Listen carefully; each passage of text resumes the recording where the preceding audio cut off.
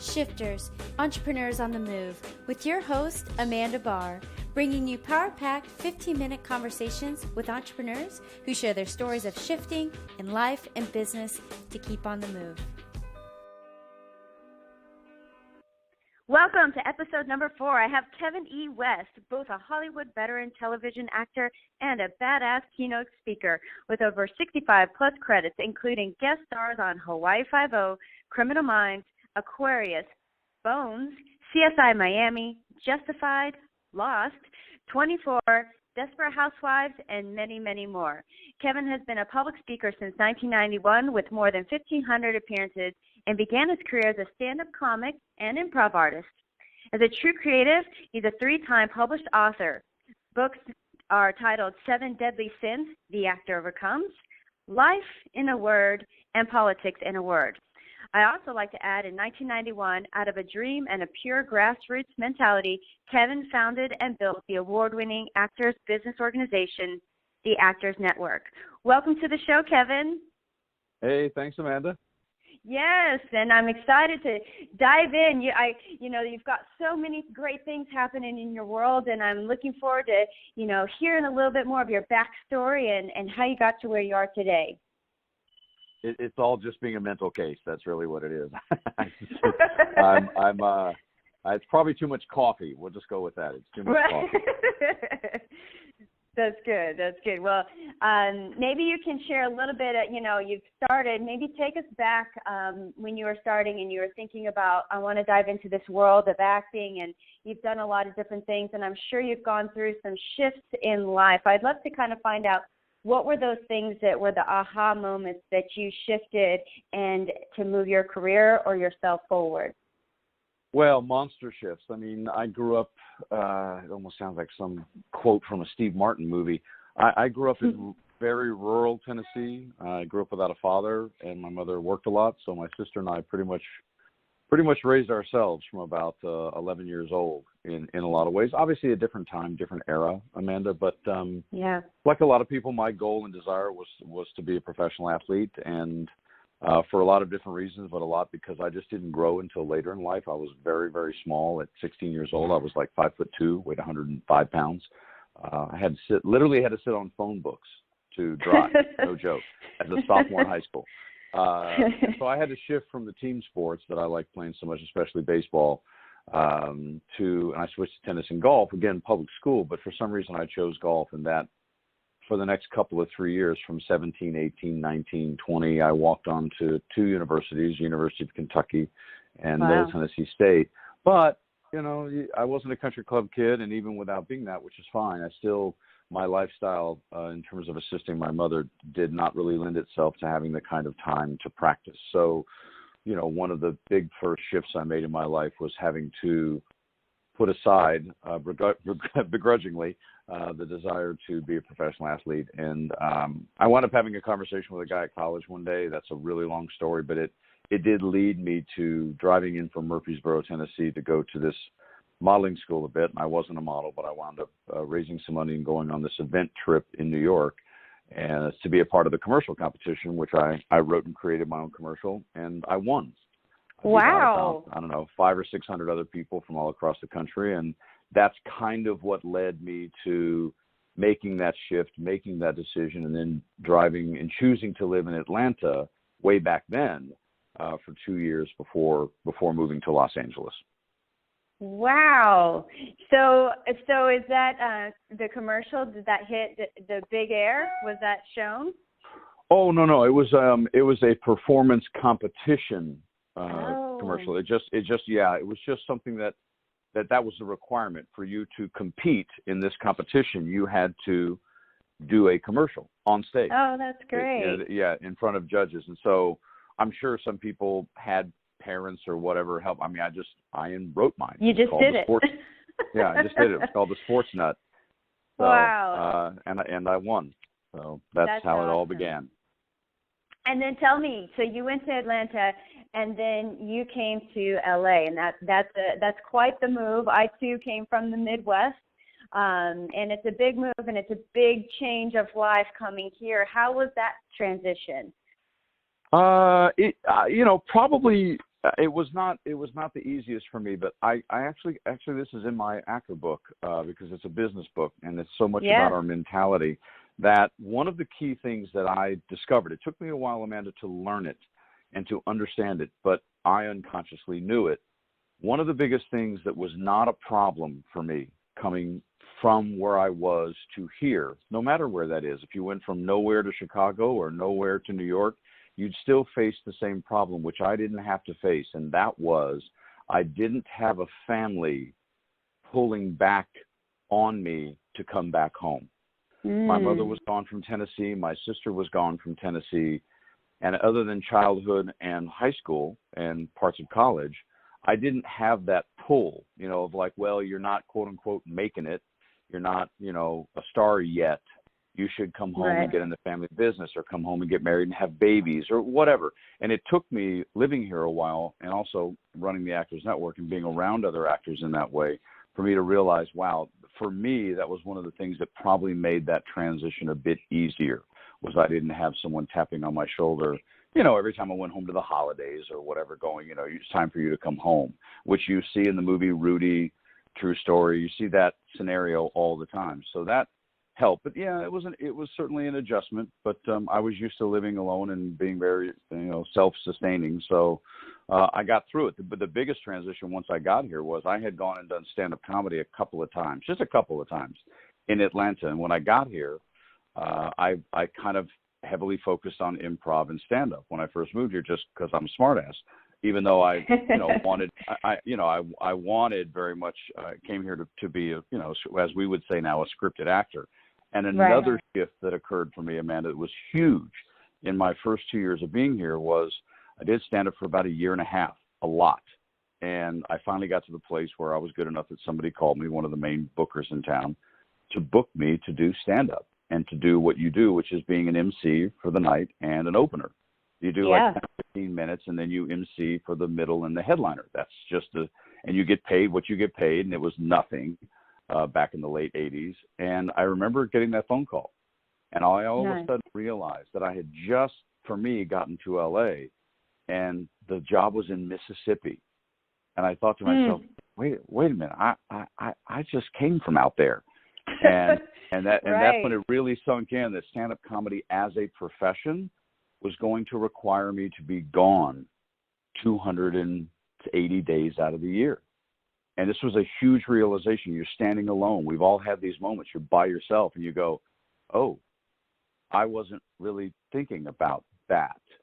And I waited 10, 15 minutes, called the guy back, and I said, you know what, Bob, his name was Bob Zaney. And I said, I'm going to pass on the job.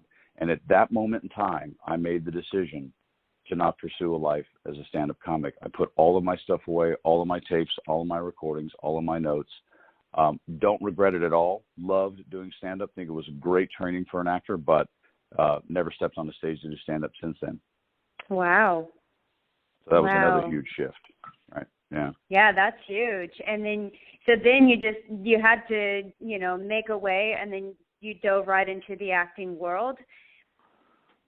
I did. Yes. I mean, I had already been, actively pursuing it simultaneously while doing improv and stand-up, but then it became my huge focus. And by the early part of 1990, after being here for 3 full years, 87, 88, 89, I got hired in General Hospital, and about a month later, I got hired for my first primetime guest star on Matlock, and as they say, a lot of other things in between that. But I've been working in television ever since. And as we speak, I'm sitting here.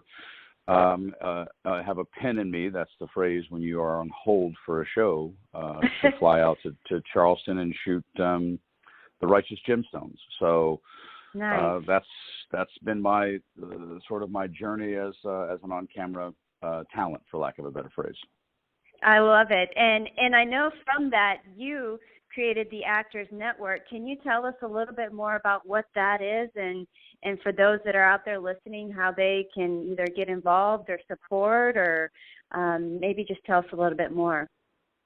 Well, I mean, that was a whole, I both applaud, revere, and curse that decision in my life at the same time. I don't want to say it's like for some people having gotten married or having kids, but probably sometimes really similar if it doesn't go well. It winds up being a long story. I'll try and keep it short for the purpose of the podcast. But I am a Pisces. Matter of fact, my birthday is this week. Wow! But I grew Happy up, birthday! Thank you. But I grew up, helping my mother in a restaurant. So I had a really strong left brain aside from being an athlete. And I just, in my first 4 years, because I went through 1990, I just saw what I thought was a lot of unnecessary aggravation and BS and complaining from our community. And there wasn't really a resource back then, pre-computers and cell phones. There wasn't a resource that really solved the business challenge that we had. The craft, sure. Taking pictures, sure. Getting an agent or a manager, sure. But there wasn't something. And so I just had this dream one night, and I called a bunch of people, had a meeting in my apartment, and I just said, hey, 2 weeks from today, I'm having a meeting here, which was in Studio City on Carpenter Avenue, and this is what we're going to do. And 6 people showed up. I think I had 42 people crammed into my apartment. And six people showed up. And that was the beginning of what I would call an intelligent business conversation amongst peers. And it lasted 23 and a half years. We won awards. We were the only organization of its kind then and since. We were not a workshop company. I was kind of the anti-workshop organization. And while, yes, I closed the physical studio on June 30th, 2013 for a bunch of reasons, the reality is you can go to our website, which is actors-network.com, and or you can also join the closed Facebook group. When you put the Actors Network in Facebook, you'll get a page and you'll get a group. And you can request to join the group, and we keep the business conversation flowing there for actors. Awesome. I love it. And, I know that I read in your bio, you live life by 4 agreements. I don't know if you could share what those agreements are, but I'm kind of interested to know. Oh, do you? Well, it's the book. Are you aware of the book? No, maybe you can enlighten me a little bit. Really? Well, there is a book called The 4 Agreements. Okay? And it's an incredibly wonderful book. There's even a companion book for it. But the 4 agreements are, number 1, be impeccable with your word. Yeah. Number 2, don't assume. Woof. In a lot of trouble. Number 3, and the one that probably is hardest for most people, but these go in order for a reason. If you're impeccable with your word and you don't assume. And number 3, don't take anything personally. Yeah. Because if you do the first 2, then anyone who has a problem with you, it's probably their problem. And number 4 is always do your best. So if I'm always sincere with what I say, and I don't make assumptions, and I ask questions, and I'm clear, and I don't take stuff personally, and I always do my best, then that is a form of protecting you and living your life in a way that you can always move through. Because I don't like looking over my shoulder. I'm not a liar. I may not always say stuff people want to hear, but I've learned how to, say things in a way that even if it's not what you want to hear, you can at least hear it for that moment. You may not like it, but those are the 4 agreements because it's actually a book. Awesome. It's a wonderful book.